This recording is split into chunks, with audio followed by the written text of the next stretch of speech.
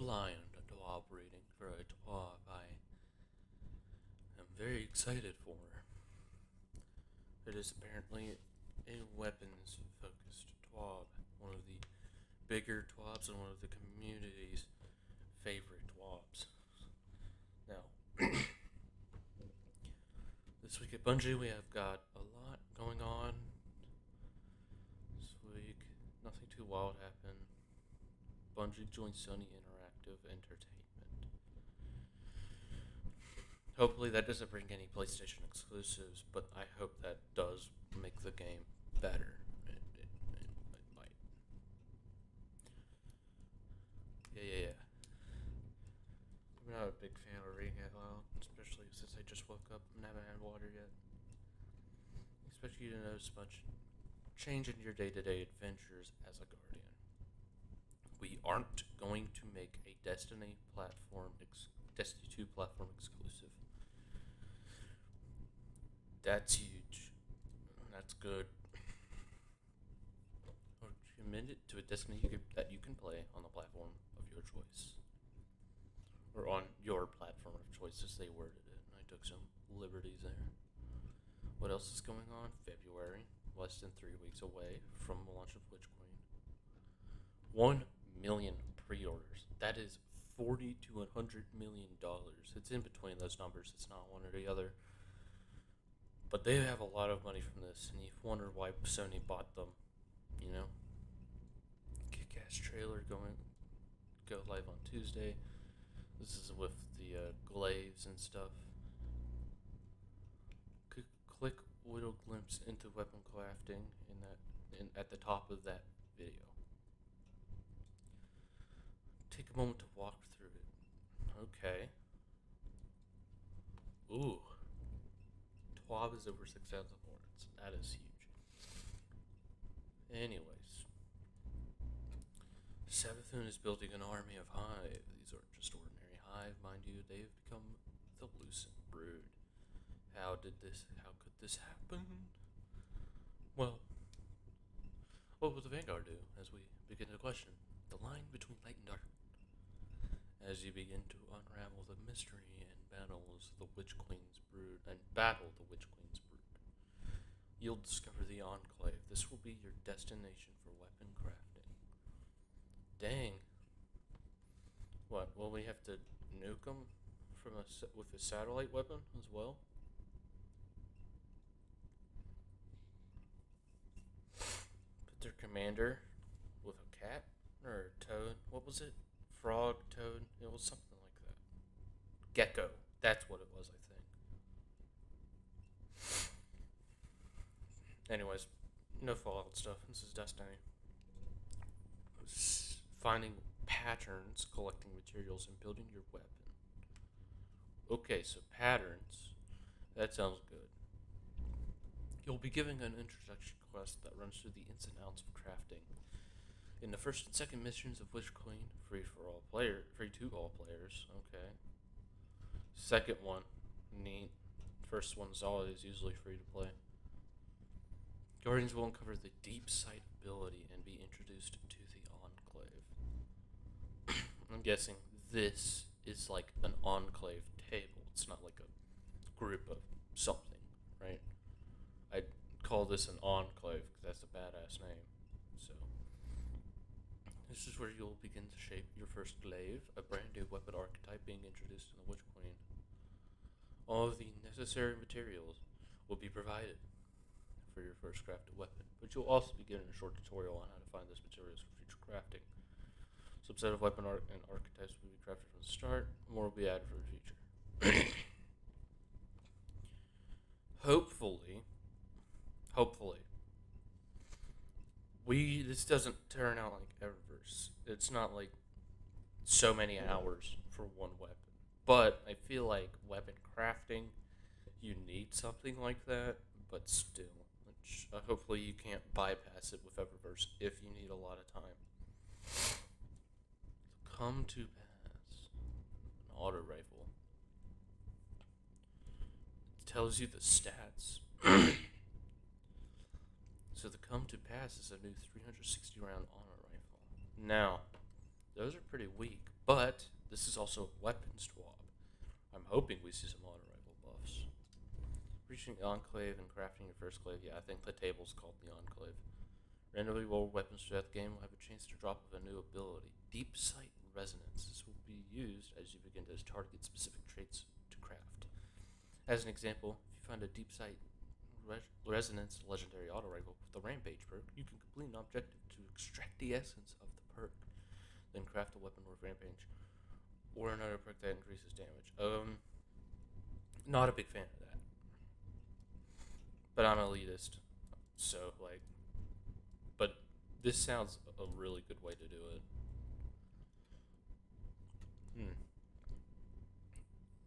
Interesting. So they're orange. Okay.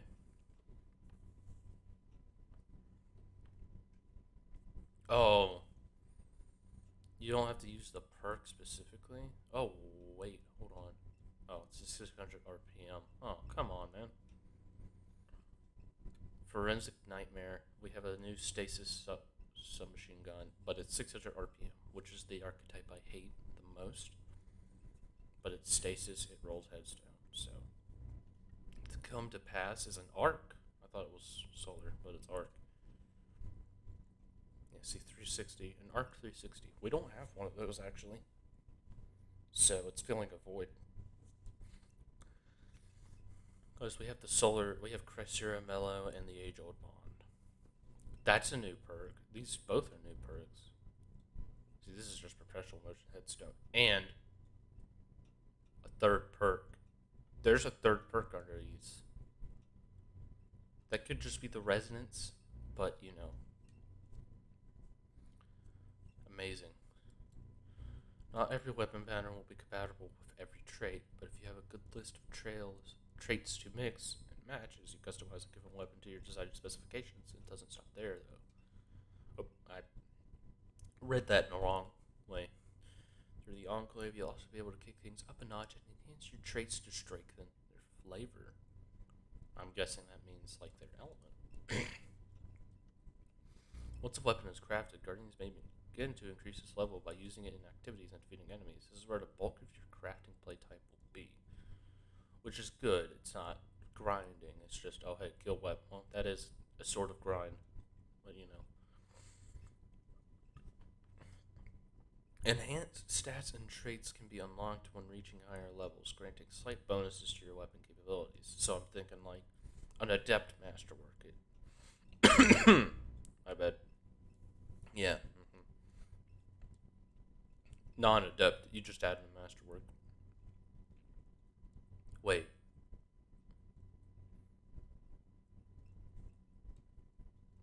Oh. Okay. So that's these are different levels of the high impact frame. Amazing. Whoa, that's really cool.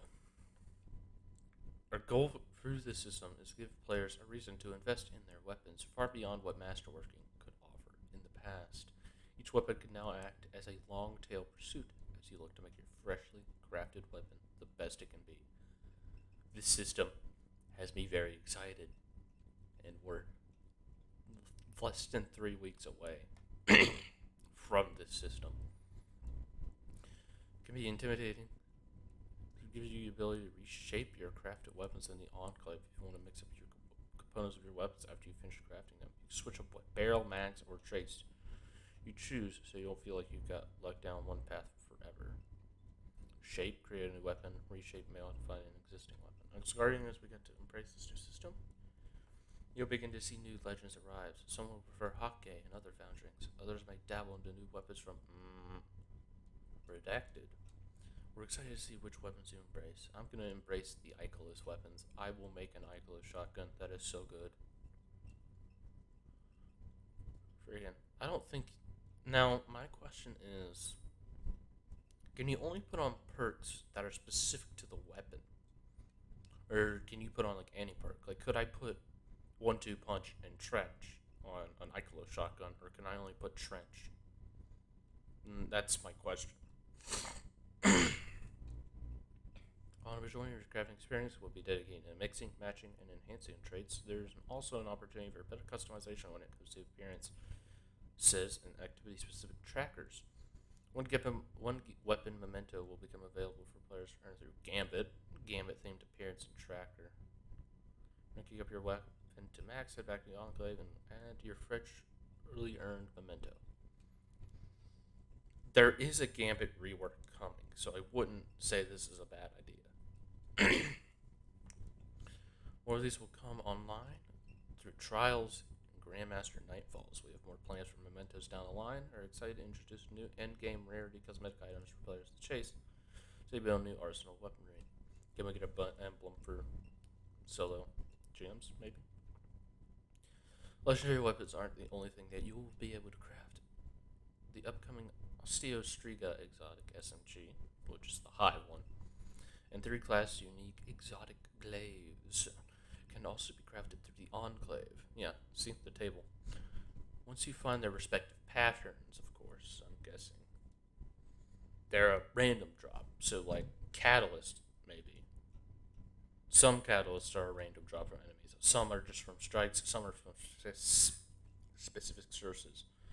I haven't had water, so it's really hard to talk fast because I don't want to overload my drive with like a 400 megabyte file. While legendary weapons can be crafted from the ground up, exotic crafting is more about fine-tuning something with a defined identity. You may have an opportunity to customize things like barrels or stocks while preserving the exotic look and feel. Looking for a longer range profile for the weapon, or opting to shred your enemies up close and personal? For the Enclave, you could do just that. End of our weapon crafting preview. Okay, so coming into the weapon tuning, coming out of that, I'm very excited, but I'm a bit afraid. This might, if the stat boosts are major, like they could cause some sort of disparity, like. But it seems like it's going to be a pretty fair system. Nobody's going to be lucky. Well, yeah, actually, yes, but how many weapons you can get, it might not be as severe as something like Eyes or Vex or Not Forgotten. But, well, it's definitely not going to be as severe as Not Forgotten, but Eyes and Vex are just very rare. I'm hoping we don't get a system like that with weapon crafting. Alright, I might read it. Crafting is going to introduce an entirely new way to investing into a given weapon. When hunting for your new favorites, it's not just about looks, but about feels. Very good. Very good. They're acknowledging that. Well, they probably already have, but still. Weapon feel is a major factor. Some weapons, to me, are unusable, where other people would love those weapons. It's the feel, right? Particularly Chris Proctor. If you see this name in a twab, you know it's going to be a banger. It's on deck to walk through some changes coming to weapons, perks, and archetypes in Witch Queen. That is, we're getting some major ones. Amazing. You're new. Yeah. A lot to process. Yeah, okay. When pinnacle weapons were introduced, they were tuned and presented as being best-in-class weapons. Indeed. As rules for players dedicated to a particular activity, they excited and motivated players, but they were expensive to build for legendary weapons.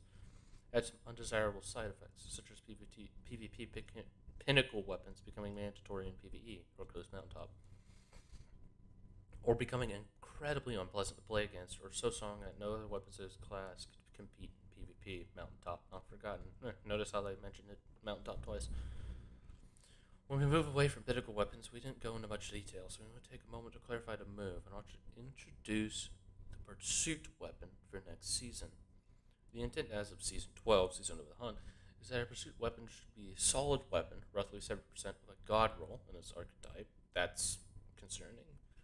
They're going off of that stat, but it works. So, perk options that work well in PvP and PvE, which can be reliably obtained without a huge grind. These should act as good starter weapons for both PvP and PvE, while leaving space for weapons from pinnacle activities like trials, raids, and nightfalls to exceed this potential.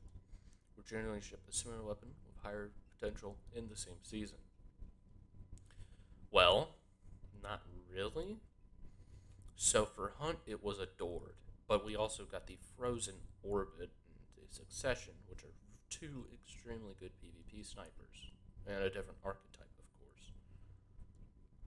So, but then they're also 50 zoom. So if you're not a fan of that, I used those all the time, and then I lost my sniping skill. Salvage or Salvo basically ignores this guideline and put one a chain reaction on a special weapon. I think Null, kind of. Null didn't have one introduced in the same season, but you know. Adored is a good sniper, but better snipers shipped alongside it, or since, indeed. Salvage or Salvo is a great room clearing weapon, but doesn't have the utility of blinding or auto loading holster. Oh, so that's okay.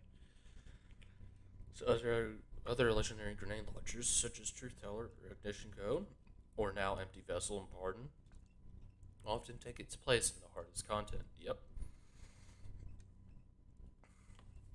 Especially Ignition Code. For me, I overvalue energetic primaries, so I don't have to deal with some shield BS. Bulk Composure is an excellent fusion rifle, and brought back Reservoir Burst perk, but Plug 1 and Glacioclasm can also get Reservoir Burst, and Cartesian Coordinate has better options for DPS. They're mentioning Glacioclasm. Let's see what they do to that frame. Ascendancy brought back Explosive Light, but Hothead can also get this and has better perk options. So, like, Field Prep, Explosive Light, boom. Reckless Endangerment Pursuit Shotgun. New Steady Hands perk for massive handling boost after a kill plus Snapshot. Interesting. That looks decent. This looks like it's crafted together. Post-apocalyptic. See if we got that roadmap. That's not a saying it's bad. That's pretty cool. New Steady Hand perk gives a massive handling boost after kill and then Snapshot. There are more shotguns with said perks, which that's good, but I just don't like it. But I'm not a fan of shotguns. I hope there's slugs, though. I hope there's a good slug. We've been talking about the difficulty of making different weapons in the same type feel unique for years at this point, and in the Witch Queen, we are doing something about it. Every weapon, new or returning in the Witch Queen, will have an origin trait determined by its source in the third trait column, including all new legendary weapons and all returning trials, Iron Bearer, and Nightfall weapons. Origin traits will not only appear in new drops of weapons, they won't be retroactively added to old drops. Interesting. These traits vary in effect, but guidelines they have a high uptime or medium power effect, or low uptime and high power.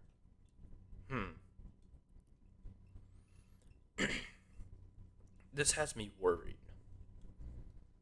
What trait specifically, and is it taking the third column slot in total?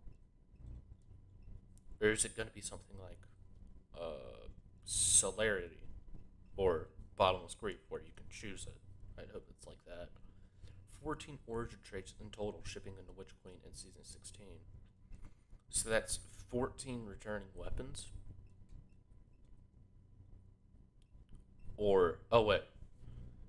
All new legendary weapons and all returning. Yeah, okay, so some of these are returning traits and some of the others are not. When we refresh old weapons from a given source, an existing raid or old pool of seasonal weapons, we may create a new origin trait at the same time. Alacrity for trials. Gain increased reload, stability, aim assist, and range when you're the last living member of your fire team or running solo. Okay, finally. This just seems like a better Celerity? Celerity gives handling, though. This doesn't. Now, imagine running both at once. Boom. Stunning recovery. Stunning a champion partially refills your magazine, triggers health regen, and improves recovery for a short duration. That is amazing. 60 instantly and 40 recovery for 3 seconds. Oh my goodness. That is amazing. That's amazing. Awesome. One quiet moment for the Crucible. Grants increased reload speed when out of combat. plus 40 reload stat when out of combat. Haven't dealt or received damage in 4 seconds. That is cool. Strike Vanguard's Vindication. Final blows with this weapon grant a small amount of health. 7 health. That is a very small amount, yeah. But that still could be neat. Anytime it makes sense, a weapon will have multiple origin traits. Nightfall weapons can be select between Nightfall and Vanguard. Trials can select between Trials and Crucible. Pursuit weapon can select between the Gambit, Vanguard, and Crucible traits. What was the Gambit one? Not listed. Okay. Weapon Foundries. New Suros weapons manufactured for the red. Ooh. Weapon Foundries. Guardian. There was something I wanted to tell you. What was it? Banshee scratches his forehead. Oh yeah, guns. Let's clean out a locker back there. Banshee motions to a dust-caked storage container. Found a couple of things you might be interested in. The Exo reaches into a crate next to him and pulls out a glistening Fugue 55 sniper rifle. A stack of shiny, new Suros weapons, manufactured for the Red War by the looks of them. He peers down the sights of the rifle. Been years since I had up the new Suros. Good balance, solid craftsmanship. This is damn fine work. Banshee stares off wistfully, seeming to forget you're there. His eyes snap back to you. What was I gonna tell you? All right. Right. Guns. Banshee uncrates more weapons in mint condition. These were earmarked. For Zavala, Drifter, and Shax. Maybe if you're lucky, they'll let you play with them. Never heard of that word. Okay. There's a lot more where that came from. Banshee gestures to a whole stack of crates swimming in a cloud of dust. Hand cannons and pulse rifles. Omelon, Hockey, Feist. You're gonna have a ball. In season 16, we're replacing the. Okay. Hold up. Sorry. I just. Oh. We're replacing the old world loophole of 12 new weapons in the style of Destiny 2 Year 1 Foundry weapon sets. 3 weapons from each, from Suros, Omelon, Hockey, and Feist, plus 1 Foundry weapons for each Vanguard, Gambit, and Crucible. So Omelon, Hockey, Suros, Feist. This doesn't look like it has the sight I like. But this is a Feist auto. This is actually what I wanted. Not all are pictured, mind you. Now, Foundry traits. So, Suros Synergy. Reloading grants this weapon bonus handling. It reduces incoming flinch for a short time. That Suros sniper is going to raise to the top. No shot. It's going to have this. It's going to raise to the top. That is an amazing synergetic perk. Hockey Breach Armaments. This weapon deals increased damage against vehicles, turrets, barricades, and stasis crystals. So, like a different version of Vorpal. Because Vorpal would already do damage against turrets. Or vehicles, sorry. Shriekers just counted as vehicles for some reason. Turrets include stasis turrets. 15 to vehicle, 30 to structures and turrets. Omelon Fluid Dynamics. This weapon has increased reload speed and stability for the top half of the mag. Stability, max plus 20. Reload, max plus 30. Reduces in the magazine load. Feist Stinger. Chance on damage to partially refill this weapon's magazine. Amazing. Slug. Auto. Hand cannon. Each Foundry weapon's perk pool lean into that Foundry's identity. Big damage for Hockey, consistency for Suros, ability, tie-ins, and weird stuff for Omelon. Never stop firing for Feist. So Suros, Omelon, Hockey. Vanguard, Shotgun, Crucible, Hand Cannon, and Gambit Auto Rifle. I wish they would switch these two around though. I don't mind it being strikes, but the Crucible has wait, no, it only has one hand cannon, right? Okay, yeah, I thought it had 2. I don't know why. New Gambit Hockey High Impact Auto Rifle, Herod C. Man, huh? Foundry weapons that drop from source aside from purple can switch between the foundry trait and the sources trait. Oh, is the trait that fifth column thing I saw? I hope to God it is. Roll on the new Gambit Hockey High Impact Auto Rifle, the Herod C, might look like this. Oh, yes.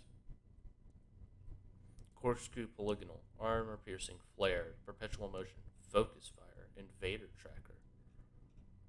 Hockey Breach Armaments. Yes, okay, that's okay. I'm very excited for the traits then. They don't replace a perk. I wonder if they're gonna make a Icolos perk or an Icolos trait.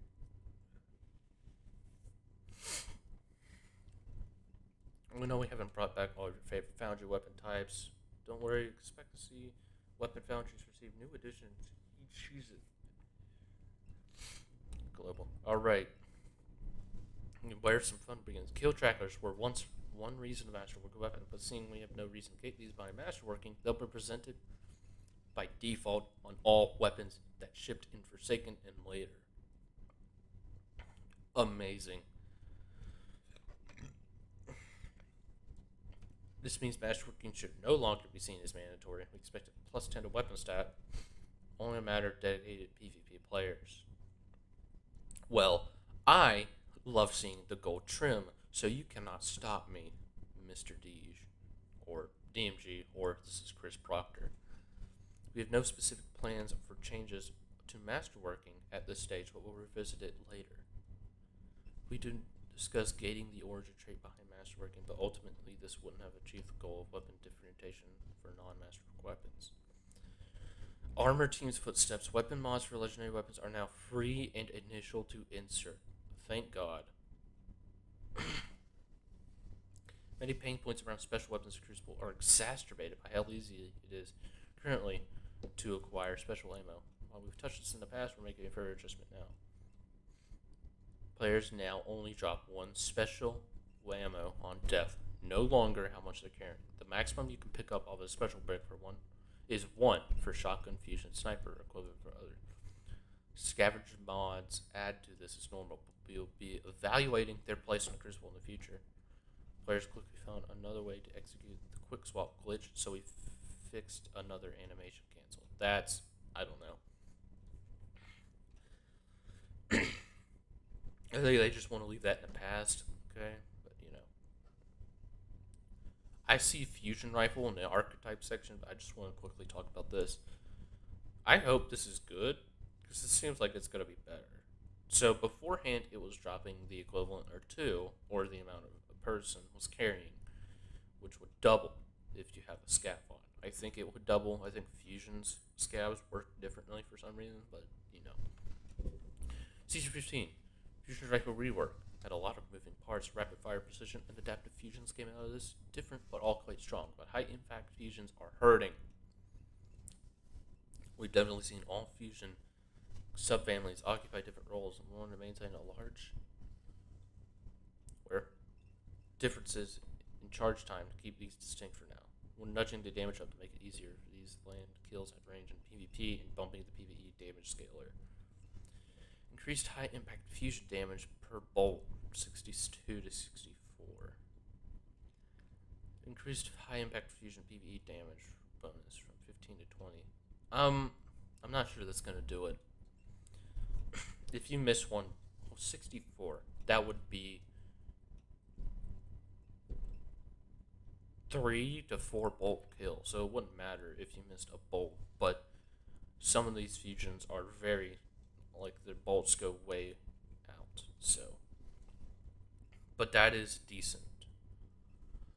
We like that the crowd controlling capabilities of breach screen grenade launchers in PvE has been taken off, but as it stands, there isn't a meaningful trade-off for the added utility that blinding or concussioning give you. And it's unreasonable that a way to really annoy other players in PvP can also one-shot them. Reduce blinding and concussion grenade damage by 25%. I'm assuming that's universal. Interesting. This may make us rethink how we look at grenade launcher rolls, because blinding and vorpal is going to do 10% less. No, it's just going to do 25% less than a 1 right now.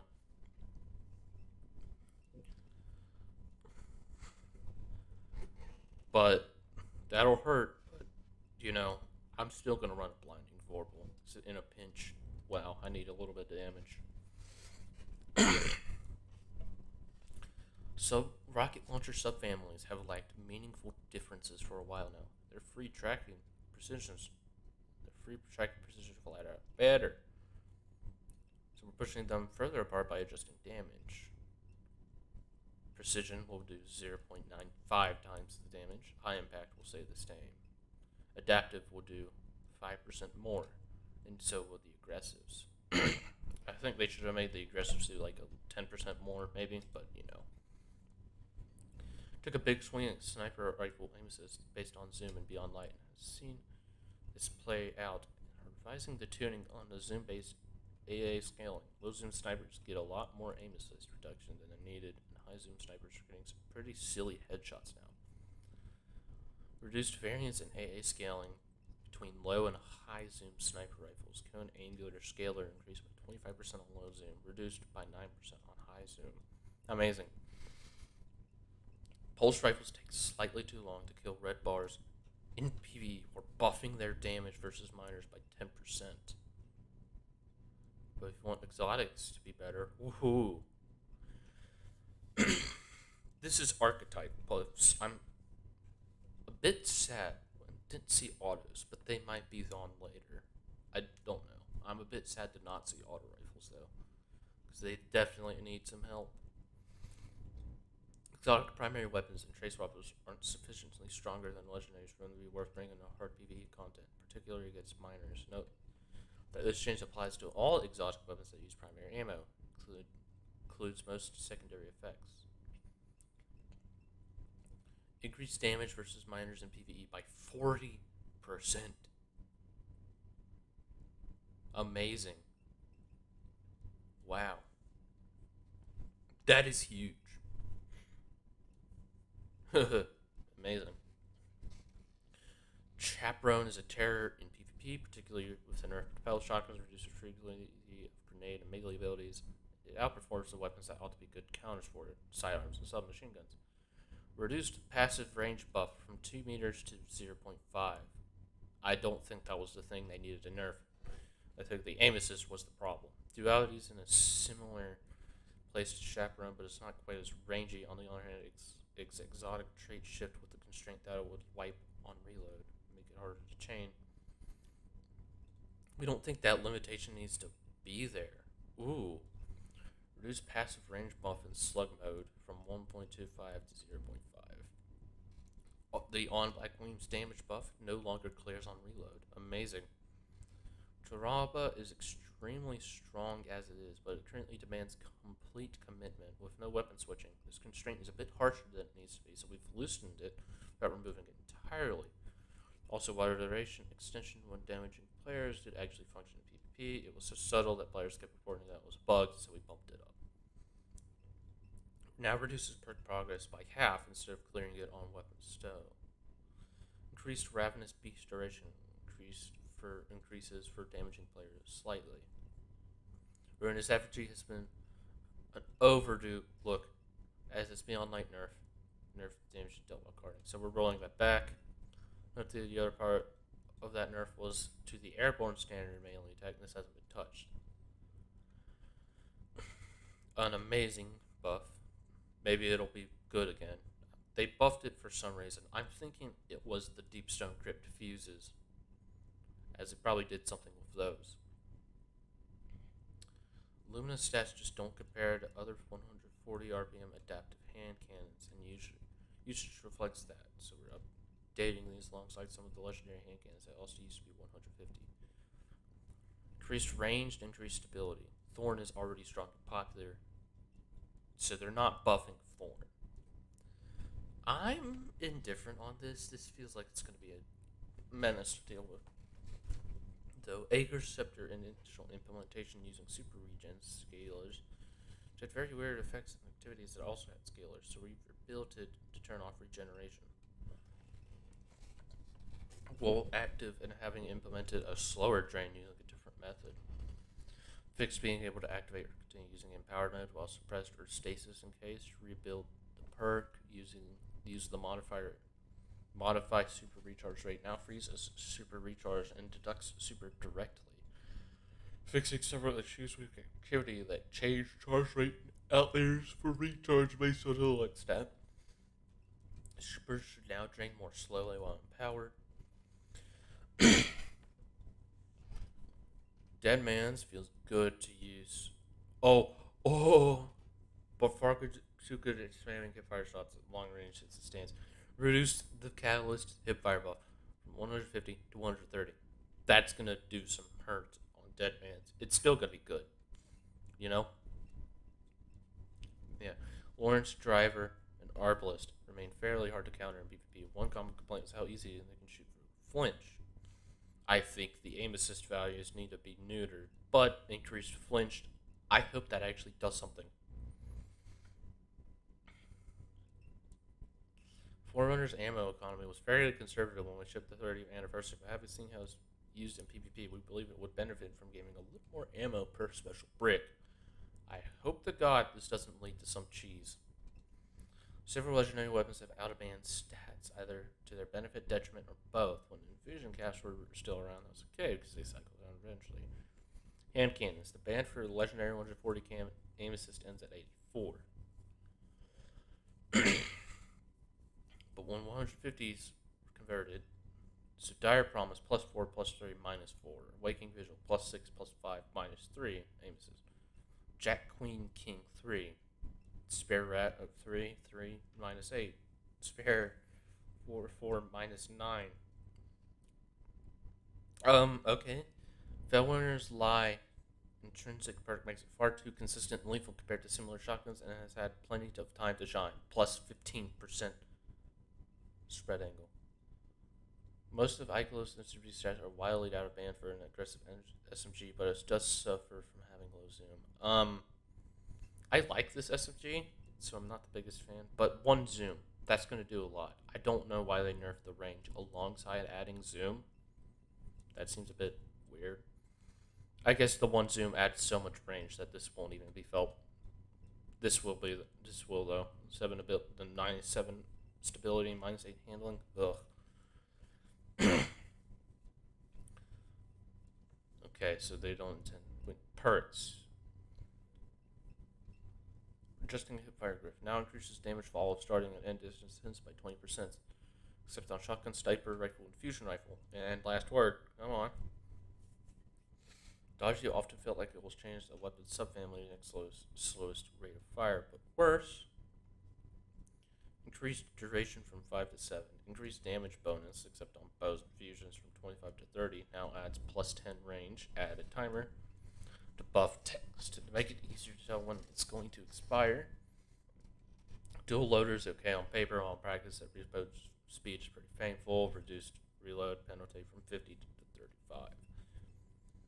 Dangerous found pretty risky to use in some cases, resulting in a lot of self-damage. Reduced self-damage scaler for grenade launchers combined with other scalars that ends up reducing self-damage from 1.25 to 7.5.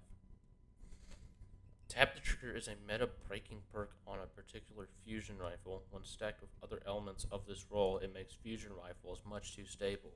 Main ingredient. So much that we've stopped putting it on fusion rifles, and then Squidface sold it a few times. This change, we believe, is still quite strong perk without being overpowered. So it's likely if you're on future fusion rifles. We did try reducing the stability, but playtest, the difference wasn't perceptible.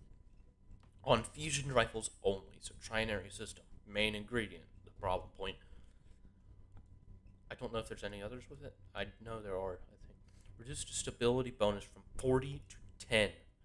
Change the max recoil angle scale from 0.5 to 0.875. Change the error angle scale from 0.9 to 0.975. Unchanged on all other weapons. That's good. Headseeker didn't work as intended on aggressive pulse rifles. This implies you're adding more. Because the buff's duration was too short, Sacred Pop is the only viable pulse rifle that benefits from this in C16. There is such a pulse in the season, it doesn't roll with Headseeker. Extended buff duration from 0.17 to 0.3 seconds. Let's talk about Eager Edge.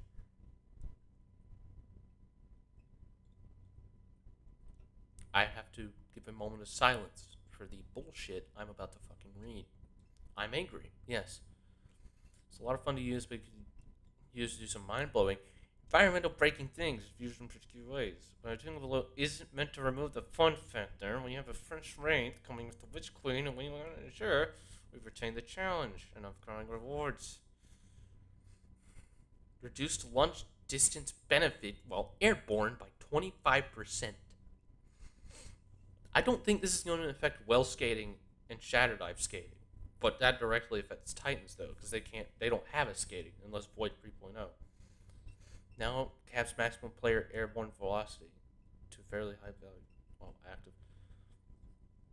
That pisses me off a little bit. They said they weren't going to nerf it, and then they nerfed it. But it's not like a super heavy nerf, that neuters it, makes it unusable, kills speedrunning with it.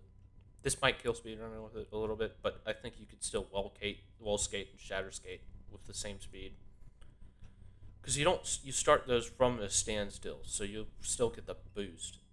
I think Titans are just fucked though. They have 25% less velocity now, just because they don't have a skate. They do have a Titan skating, but that's not with the sword. Occasionally we shelve perks because they're not working for some reason. Okay, this means we won't put them on weapons unless we change perk. Rather put a few design work to do perks than old ones. There's a whole perk section here. These perks have been shelved. Bottomless Grief and Celerity. Both were attempts to inject some unit as Underdog, Shield Disorient, and Air Assault. Interesting. So Underdog was increased reload on low health. Shield Disorient was matching element would disorient enemies around. Air Assault was handling in air. And then this was, I don't know. Season 17, we have a set of PvP-focused weapon changes, including new ways for players to build for flinch resistance, based balance tuning for primary weapons. I'm guessing this means they're going to buff lightweights, not nerf them. Looking at you, pulse rifles, lightweights in particular. Special weapon tuning, snapshot feeling mandatory on snipers and PvP, other balance changes. Another PvP special ammo economy change if needed, adjusting how zoom outliers affect the performance of subset, i.e. scope column shouldn't be the most important than the weapon. Also adjusting several much requested exotics along with legendary perks. Cheers to Proctor. New emblem. This is a movie with preload for Witch Queen is planned to become available on all platforms beginning 9 p.m. PST. I think that's 12 a.m. EST. With the end of the season approaching, Shattered Realm season activity is updated to daily rotation. Players who wish to complete triumphs, blah blah blah. This past week is the next week. Destiny login message indirectly indicated Grandmaster Nightfall catch-up node has just become active. Grandmaster node has always been year 4 content vault. With the launch of Witch Queen February 22nd, certain activities, quests, destinations, and items from seasons 12, 15, and Forsaken will become unavailable to access. Not the Dreaming City and things on it though, so don't worry. Farming weapons will leave ritual rewards. Igneous, Solas, okay. Swarm, Shadow Price, okay. Is just okay. Uzume, whoa. Hungary, okay. Multi-mock. This one gets on my nerves a bit just because of, it's one of the only weapons that are worthwhile in Iron Banner. And it's so hard to get. And coming up to a potential rework, they're removing it. Hopefully it comes back in Season 17. Jesus Christ, man. It hurts very much to see that. I don't know why. It just does. They don't, help lethal bloat by, increasing drop rate, which I don't think my suggestions would definitely do it. I just think they would help. Because Multi-Mock was super hard to get because it's Iron Banner and you have to get so many. You have to pass so many RNG checks. It's so amazingly rare. It's so hard to get. It's not rare.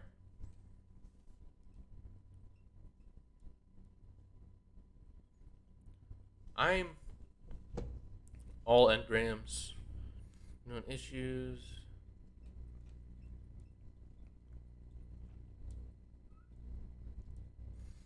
Yeah. Artists and stuff. Ah, yes. Seraphim Crypto passed away. My condolences for the team and anybody who knew this person. I didn't personally know them at all. Uh, that ends the twab. Ending on a somber note. Okay. Weapon crafting seems cool. Some of the tuning is awesome. The Eager Edge tuning has me a bit worried because they said they weren't going to directly nerf it, but that is a direct nerf, right? Auto rifles didn't get touched. That's I don't know.